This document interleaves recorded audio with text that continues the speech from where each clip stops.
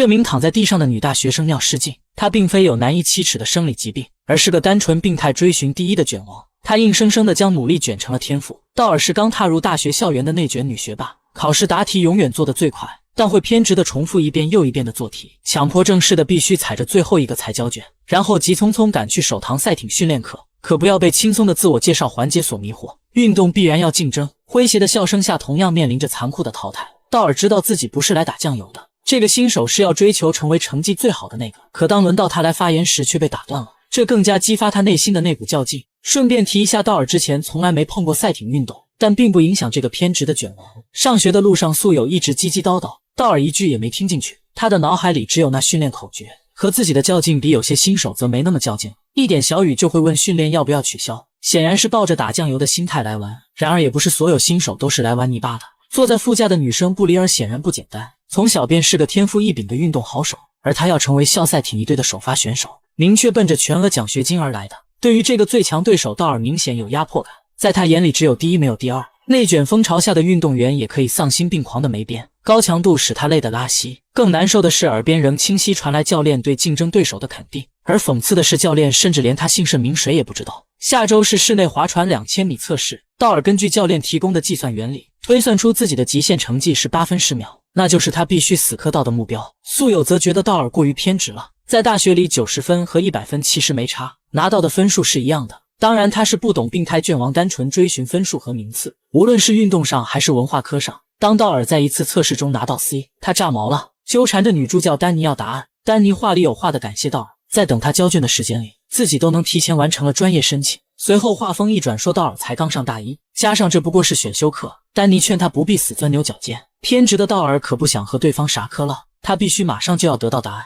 很快到了2000米划船机测试，道尔发现竞争对手布里尔啃着苹果悠然自得，就是这个看上去有点吊儿郎当的天才新手，他的目标竟然是7分59秒，这个时间也自然成了道尔要超越的目标。调整呼吸，挥洒汗水，他孤注一掷地跑出了7分55秒的成绩。不过隔壁的天才却刷出了7分49秒，压过他一头，没能拿到第一就是失败。此时他的汗水与泪水夹杂在一起，显然他不能原谅自己刚才的成绩。但好消息是，教练认为道尔成绩优异，破格挑选他进入专业组训练，并且参加下周举行的划艇赛，这可让道尔兴奋不已。本以为自己是唯一被选中进入专业组的人，但他似乎忘记了表现比自己更优异的布里尔。对方打来询问道尔一起拼车去船屋训练，才知道最大的竞争对手也选上了。道尔接完这通电话后，整个人开始变得焦虑，扭曲的极度吞噬这个女学霸。第二天凌晨，两人早早来到船屋等待。交谈中，道尔更得到一个侮辱性的事实：一位新手队员为了享受假期，主动提前放弃了拉练资格，道尔这才有幸能顶替他成为一线队员。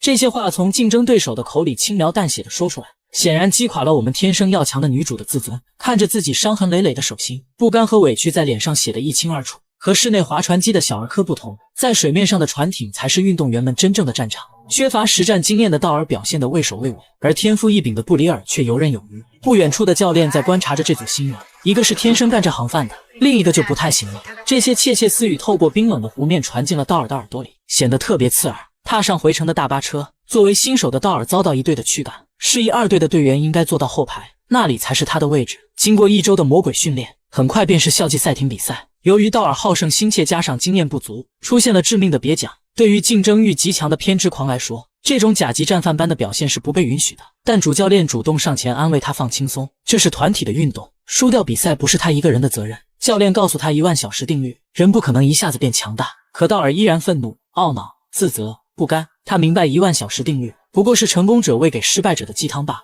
现实是表现更好的布里尔跃升到了校队，自己则打回了新手队。他继续被一队的成员驱赶，因为弱者的位置永远在后面。对于道尔来说，明明自己学业有成，却非要还在自己不擅长的领域死磕到底。他没日没夜的训练，哪怕是痛苦的拉出尿失禁，也要做能文能武的女学霸。又是一次考试，道尔已经重复做到第3遍了，可这次女助教已经没有耐心等下去，夺走他的试卷就离开。现在已经到学期末的复习阶段，协会已经停止了划船训练，只有道尔一个我行我素的玩命啊，近乎着魔般记录别人的目标数字。他觉得自己还能做得更好，教练可不想冬季休假还要陪着他训练，于是建议他去找负责水上训练的女教练。比起在这里疯狂练力量和耐力，道尔更需要掌握水上技巧训练。幸运的是，经过询问女教练同意了。另一方面，你不得不钦佩他的努力和拼搏，寒冬腊月，没人愿意在这种季节下水，而他却凌晨5点早早就来到训练。不知帆船失身过多少次，冷得瑟瑟发抖的他半点怨言也没有。不仅有人钦佩女主的努力和拼搏，更有忌惮这样的偏执和极端。有一说一，常人无法企及的努力让他突飞猛进，硬生生的将努力卷成天赋，也把女助教卷成了他的女友。台球听道尔讲述自己高中阶段如何通过努力赢得荣誉，如何战胜更有天赋的学生，如何获得总统奖学金进入大学。他去死磕一件事情，不是因为它简单，反而是因为困难重重。胜利之后，这才能为他带来快感。短暂的假期后，迎来了赛艇协会的开训。他不是天生强大的那个，但他绝对是天生最要强的那个。一天天不计代价的高强度训练，道尔终于爬到了仅次于布里尔的2号位。连体育天才布里尔都感受到了压力。在春季训练的第一天，在布里尔和道尔的珠联璧合下，作为2队的他们竟然战胜了1队，这让布里尔开始抱有期望。他们2个有机会代替那些老罗斯进入1队，但教练迟迟没有松口。着急的布里尔和道尔当面向教练提出质疑。作为教练，显然不喜欢被人质疑，2个人吃了一鼻子灰。当下最着急的便是布里尔，他急切需要得到全额奖学金，不然他就被迫要转去州立学校，因为自己根本承担不起这里昂贵的学费。他抱怨当初自己不该来赛艇，去篮球或者排球早就拿到奖学金。被逼上梁山的布里尔有了自己的打算，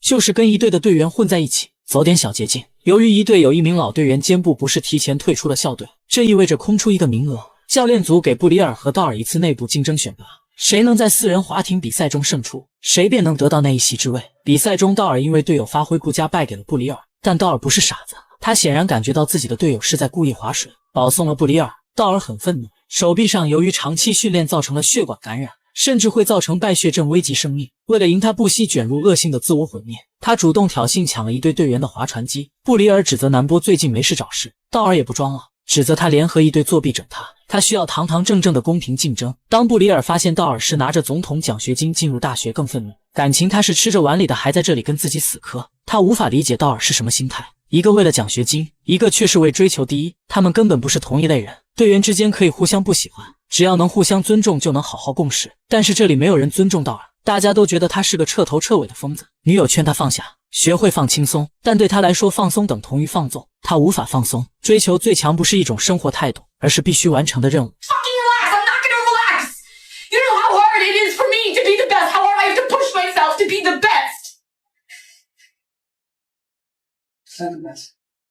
对于这个正陷入自我毁灭中的人，如果没人拉他一把，后果肯定不堪设想。很快，春季环湖划船赛一触即发，这是单人双桨的比赛。道尔嗅到这是报仇雪恨的机会，他的目标是要打破校队的纪录。比赛当日，为了增加难度，时间选在破晓时分开始。昏暗的光线下，校队的纪录保持者很快失控落水，随后更出现了闪电。赛艇比赛有个安全守则，遇上闪电必须停止并靠岸，但道尔并不愿停下来，因为他的前面还有自己的宿命对手布里尔。这是一场谁也不愿服输的生死较量，2个人在碰撞中双双落水。此时天闪雷鸣，布里尔重新上船后，因为忌惮选择了靠岸，可道尔仍不肯放弃。没有任何东西能阻挡自己前进的步伐，就算是吓人的闪电也不行。最终只有他自己划过终点线。他看了看自己所耗费的时间，然后孤独地躺在船上。没人知道他此刻在想什么。当他回到船屋，所有人都以为他要写下自己傲人的成绩，然而道尔只是轻轻擦掉自己的名字，有所觉悟地选择了退出，一种傲视群雄后的退出。这个让人恐惧的偏执者，